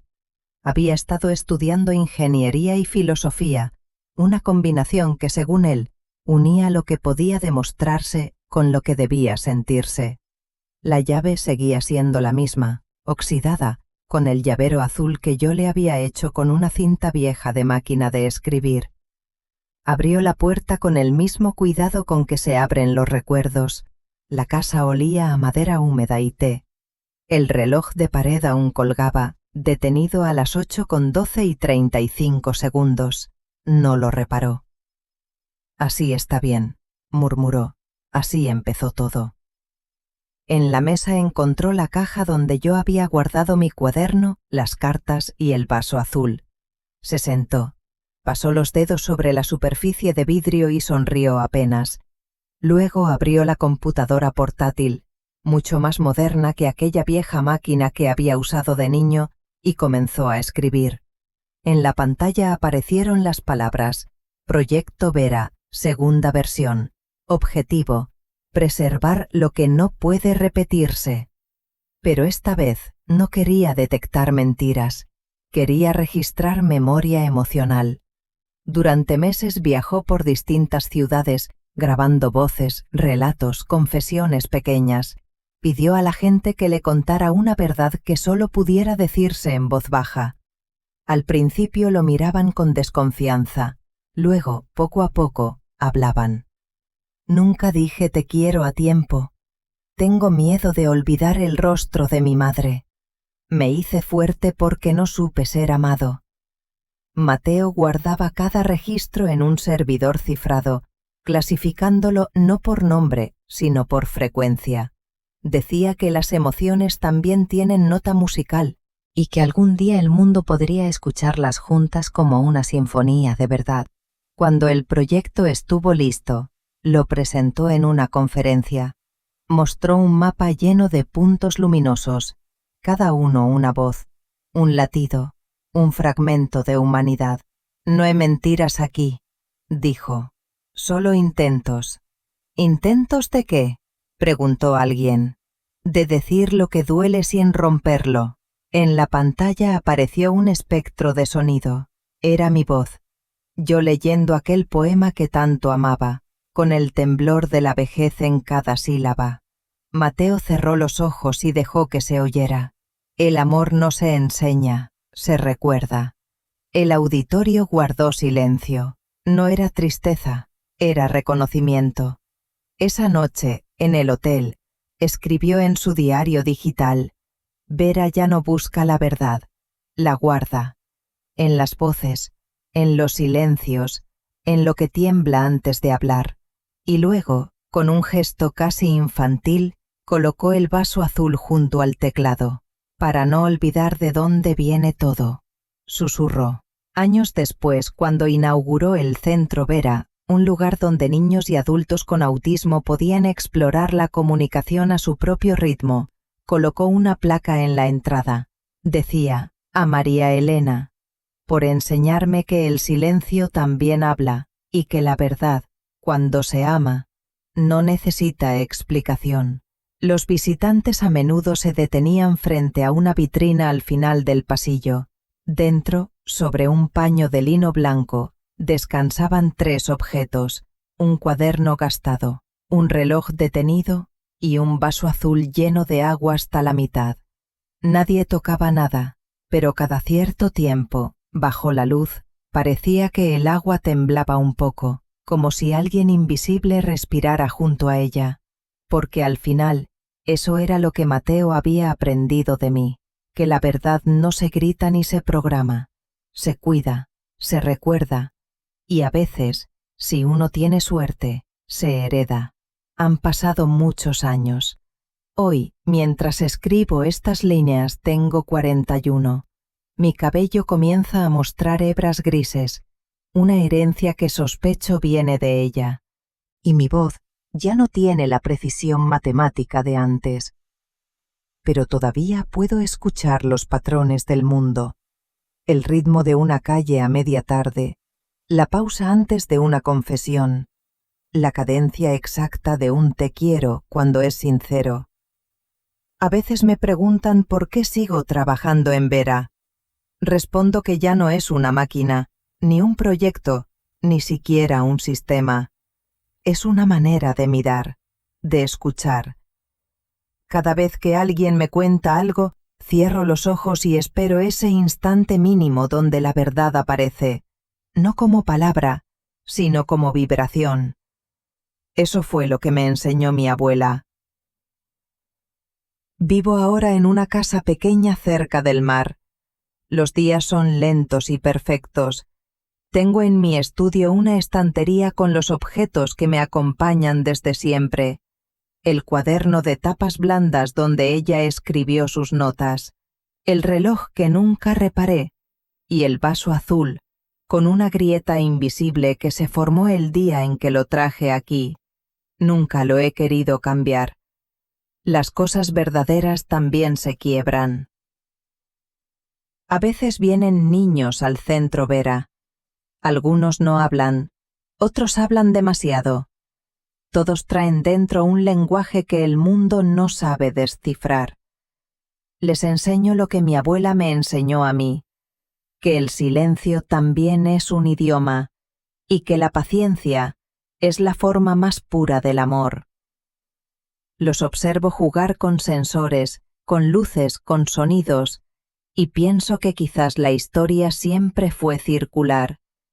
Yo llegué a este mundo desde un silencio, y ahora ayudo a otros a salir del suyo. En las noches, Cuando la marea está alta y la casa se llena del eco del agua, dejo que las grabaciones antiguas se reproduzcan solas. Vera ya no analiza ni calcula, solo reproduce los fragmentos más humanos. Una risa, un suspiro, un sí, dicho con timidez. A veces, entre todos esos sonidos aparece su voz. Mateo, dice, como si todavía me llamara desde el pasillo. Sí, abuela, respondo, aunque sé que solo es un registro de audio, y aún así, durante unos segundos, la casa parece volver a tener alma. Hace poco publiqué un libro, No de tecnología, sino de memoria. Se titula El vaso azul. En la dedicatoria escribí: para la mujer que me enseñó que la verdad no se programa, se respira. Lo presenté en una biblioteca de barrio, sin cámaras ni prensa. Leí un fragmento en voz alta y al final una niña del público me preguntó: ¿y qué pasó con Vera? Sonreí. Sigue aquí, dije, tocándome el pecho. Aprendió a quedarse donde importaba. La niña asintió muy seria, como si lo entendiera todo. Esa noche regresé a casa caminando. El cielo tenía el mismo color que aquel vaso. Entré, preparé té y me senté frente al mar. Durante un momento creí oírla reír, leve, como si el viento jugara a imitarla. Y entonces recordé su última lección. La verdad, Mateo, no hace ruido, solo respira. Así que respiré. Lento. 4 segundos para entrar, 3 para salir. Y el tiempo, por un instante, se detuvo otra vez. En la mesa, el vaso azul seguía medio lleno. O medio vacío. Dependía, como todo lo importante, de cómo se quisiera mirar. El aniversario de su partida siempre llega con lluvia. No importa la estación ni la ciudad. Ese día, inevitablemente, llueve. A veces creo que el cielo también aprendió su ritmo. 4 segundos para caer, 3 para descansar. Como su respiración cuando dormía la siesta. Hoy he vuelto a la casa vieja. Ya no pertenece a nadie. La compró el municipio para conservarla como museo pedagógico. La llaman Casa de la Verdad, aunque para mí sigue siendo el lugar donde aprendí lo que no se enseña en ningún manual. El jardín está cubierto de hojas, el portón chirría, y las baldosas conservan el olor del té de menta que ella preparaba cada tarde. Dentro, todo parece suspendido. El reloj, el cuaderno, el vaso azul. En la mesa del salón han colocado una inscripción. Aquí se escribió la primera línea del sistema Vera. Los visitantes entran en silencio, como si se tratara de una capilla, pero no lo es. Es un laboratorio de amor y paciencia. Un grupo de estudiantes me acompaña hoy. Les hablo sin solemnidad, con la voz baja, intentando que entiendan que aquella historia no empezó con un genio informático, sino con una abuela que no se rindió ante el ruido del mundo. ¿Cómo lo consiguió?, me pregunta uno de los chicos. Escuchando, respondo. Cuando el amor escucha, la realidad se ordena sola. Les muestro la pequeña cocina, los mosaicos antiguos, el calendario donde ella anotaba mis terapias. Una de las muchachas señala las marcas de lápiz en el marco de la puerta. ¿Qué son? Las medidas de mi crecimiento. ¿Y por qué pone fechas tan exactas? Porque creía que la memoria necesita coordenadas. Ríen con respeto. Les cuento que ella guardaba los recibos de luz, los tickets del supermercado, los horarios de cada comida. Era su forma de decir: esto ocurrió, no lo sueñes. Un profesor del grupo comenta: deberíamos enseñar eso en las escuelas, cómo registrar la vida sin convertirla en espectáculo. Asiento. Y cómo mirar sin corregir, añado. Después de la visita, cuando todos se van, me quedo solo un rato en el porche. La lluvia cae con la suavidad de los primeros días.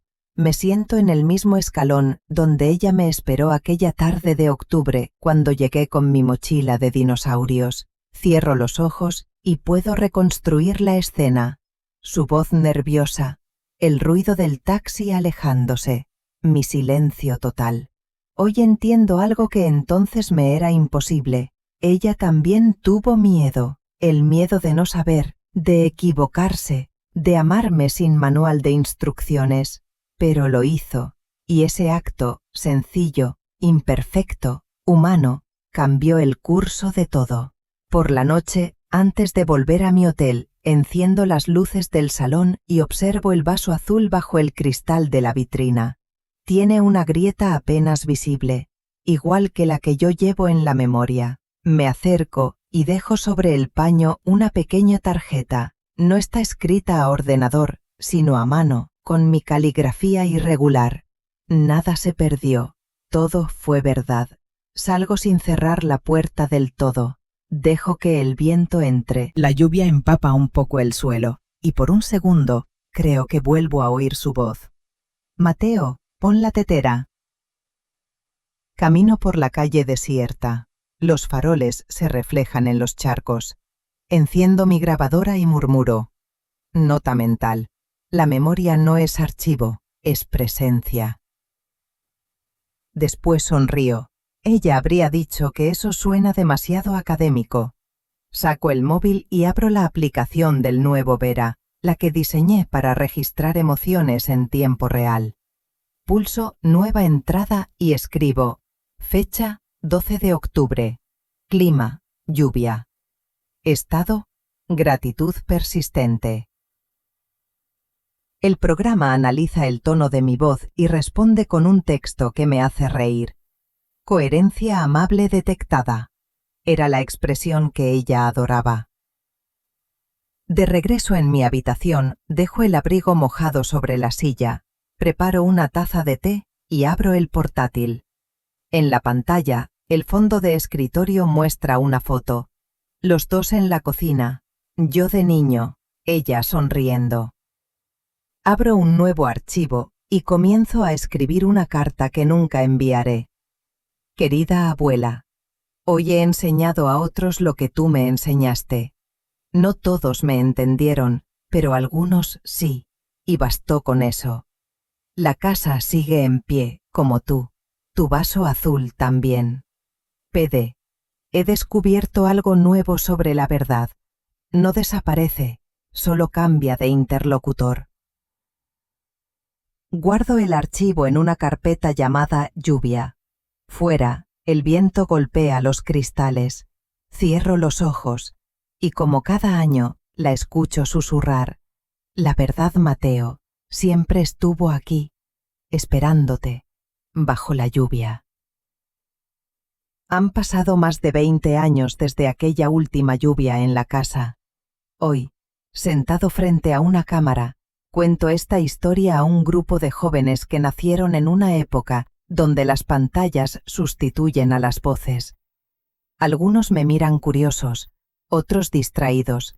No importa. Sé que si logro llegar a uno solo de ellos, ya habrá valido la pena. Hola a todos. Esta noche nosotros, digo recuperando el tono que ella solía usar cuando leía en voz alta. Vamos a hablar de la verdad. No de esa que sale en los titulares, sino de la que se queda atrapada entre los silencios. El técnico me hace una seña. Ya estamos grabando. Así que, antes de poneros cómodos, tomad un momento para dar like al vídeo y suscribiros, añado sonriendo, pero solo si realmente os gusta lo que hago aquí. Un par de asistentes ríen. Y dejad en los comentarios desde dónde estáis viéndome y qué hora es. Quiero saber cuántas noches compartimos. Miro al objetivo. Respiro hondo. Ahora, apagad la luz. Quizá encended el ventilador para un murmullo suave y comencemos juntos nuestro viaje de esta noche. El sonido del ventilador llena el estudio. Todo empezó un miércoles lluvioso de octubre, digo, cuando una mujer abrió la puerta y encontró a su nieto bajo la tormenta. Y vuelvo a narrar nuestra historia, no con nostalgia, sino con claridad. La cuento porque sé que alguien, en algún lugar, necesita oír que el amor no siempre llega en el formato correcto, pero siempre llega a tiempo. Después de la grabación, salgo al pasillo y encuentro a una joven técnica esperando. «Mi hermano es autista», me dice con voz temblorosa. «Nunca supe cómo hablar con él». «No hace falta que hables», respondo. «Solo quédate, lo entenderá». Ella asiente y por un instante reconozco en su mirada aquella mezcla de miedo y esperanza que un día tuvo mi abuela. Camino hacia mi despacho. El vaso azul me espera en el estante, con un reflejo de luz en su borde. Ya no guarda agua ni bolígrafos, guarda polvo, aire y un poco de historia. A veces pienso que ese vaso es la metáfora perfecta, imperfecto, astillado, pero todavía capaz de contener algo. Enciendo el ordenador y abro una carpeta nueva, Historias que respiran. Dentro guardo todos los testimonios de los alumnos del Centro Vera, sus grabaciones, sus silencios, sus pequeños logros.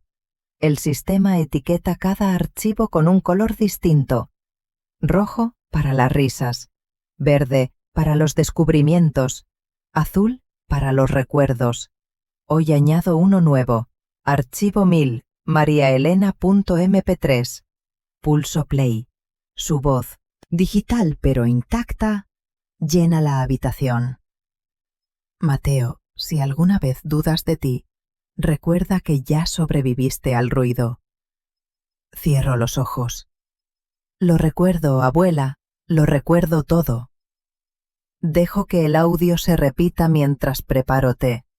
El vapor dibuja figuras en el aire, y durante un segundo, el reflejo del agua me muestra su rostro. ¿Ves? Le digo, seguimos aquí. El vapor se disuelve lentamente. Fuera llueve otra vez. La ventana vibra con el viento. Pienso en todas las cosas que cambian y en las que permanecen, en cómo, a pesar de los años, sigo midiendo el mundo en patrones, los segundos entre un trueno y su eco, la distancia entre una palabra y un silencio, la forma en que el tiempo se dobla cuando se ama. Alguien toca a la puerta. Es Miguel, mi primer empleado, ahora director del centro. «Hay un niño nuevo», me dice. «No habla mucho». «Entonces será perfecto», respondo. «Dile que venga cuando llueva». Miguel sonríe. «Sabía que dirías eso». Cuando se va, me quedo solo otra vez, escuchando la lluvia.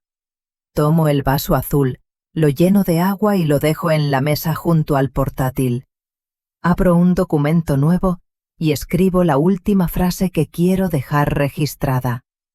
La verdad no se pierde, solo cambia de guardián.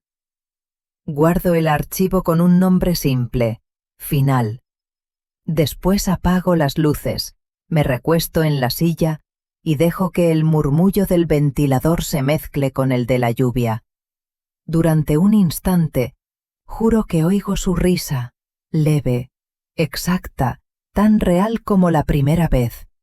Y entonces, mientras el mundo se disuelve en ruido blanco, susurro: «Buenas noches, abuela».